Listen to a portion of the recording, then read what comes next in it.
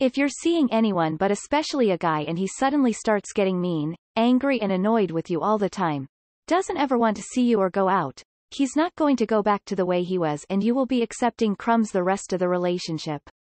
Just cut your losses. Ouch. I learned this one the hard way. 6 years wasted. Didn't even realize I was being abused and mentally beaten down daily. Assess every conflict between you as something you want to mutually overcome as a team. You are on the same side solving a problem together, not fighting each other. It's not about how you love, but how you fight. Boundaries are absolutely, 100% necessary and open communication is needed to put them right on that. If something can't be tolerated in the long term, it shouldn't be tolerated in the beginning either. Once a couple gets used to things being a certain way, it's so much more difficult or impossible to change them. I definitely agree with this. Boundaries are beneficial for both sides. They will know what is okay, not okay. This also eliminates unnecessary patience and burst due to this patience. Giving your everything to the other person never helps. Love bombing isn't love. So much so fast, you love it till you don't. If they try to leave, consciously or unconsciously, let them. My boyfriend applied and was in the final round of interviewing for a job on the opposite coast before telling me it was even something he was looking at. I tried to cling tighter to him. Where you go, I'll go. Big mistake. If he's not calculating his life with you, it's not worth it. Let him go. This is one I need to learn. To just let them go, because why do you want to be with someone you have to convince to stay? If you're at the bottom of their priority list, in every single situation, they will never start prioritizing your relationship more. Or even if you just have very different, and therefore incompatible, views on how much energy you should put into a long-term relationship. You should be near the top of each other's priority lists always. To not ignore red flags. Also, do not excuse their actions, behavior because you know they had a bad childhood. Always be aware that they will try to manipulate you into thinking you're crazy or overreacting because of something they did to hurt you. Don't allow them to isolate you from your family and friends. What if they don't want me to see a certain family member but it's because they think that relative is abusive, and I just didn't notice it at first? If he likes you, you'll know. If he doesn't, you'll be confused. Yes, and also time to check yourself if you're only interested in the ones that make you feel confused as to their interest.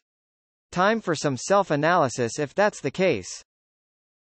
Always trust your instincts. If something doesn't feel right, there's definitely a reason behind it. This one a million times. I've learned to trust my instincts now. Don't try to manage or be responsible for someone else's untreated mental illness. If they are seriously mentally unwell and won't see a doctor and/or therapist, just end things. It'll end anyway, and it's better to save myself the heartache and trauma. Houses make good fixer-upper projects, not people. My ex said he was suicidal and the only way for him not to do it was when I agreed to be with him. I felt like I was responsible for his feelings and sanity for a year, to the point that I'm just forcing myself to talk to him every day even though I don't want to. Guess what, he's still alive after not being in touch with him for 2 years now. He also made me feel like I'm responsible for his drinking. He'd stop drinking if we're okay and he'd go back to it if we're not okay. It's so important to have your own social circle. This so much.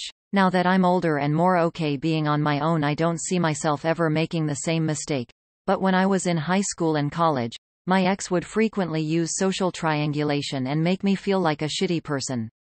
It's also heartbreaking once you do manage to find the strength to end things with someone and you lose all your friends. If small conflicts blow up into 3 to 4 day conflicts, that leaves you confused, just walk away. You can end a relationship whenever you want, and there is no rule saying you need to bend over backwards or lose an arm to make it work. This is not said enough. We need to learn how to leave, no matter how soon or long it has been. Walk away. The faster, sooner, the better. Red flags are a warning sign, not a challenge. Being single is better than being with someone just for the sake of it. There is no such thing as, he just lashes out because he can't express himself properly, or, oh, he just occasionally calls me a bitch or stupid in arguments. Verbal abuse is a symptom of fundamental disrespect of you as a person. Don't be with someone who isn't actively getting help for their anger issues and improving in real time. Watching my best friend fall into this right now. He told me I don't deserve to make more money than him and that I was handed my engineering degree as a woman, so that was annoying, but we're starting to look at rings.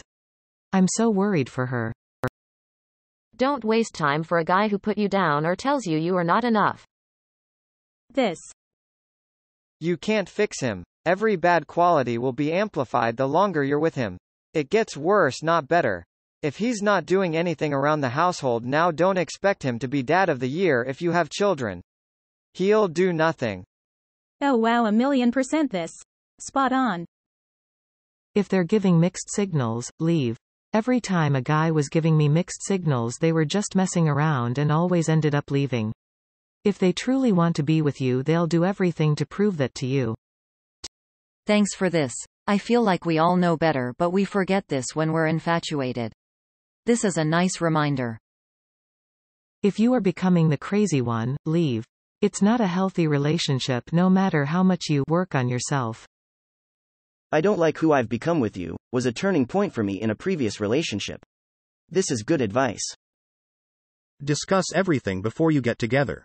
Finances, goals, dietary habits, religious practices, families, blah blah. Everything. Treat it like you're going into surgery. Make an informed decision. And it's okay to leave if your views on these things aren't compatible. In fact, you probably should. Take people as they are. When someone says something disturbing, don't assume that they are joking, believe them, and run as far as you can from them. To add to this, don't let your own sense of he's a good man discard every single action of his proving he's not over and over. I feel like sometimes we dig ourselves into a hole and make ourselves fall in love just with too high of a perception of someone else. Don't lose yourself as a person because you love another. When he shows you who he is, believe him. This right here. Don't make excuses for him or say, well, it only happened once. It will happen again and again until you either accept your reality or walk away.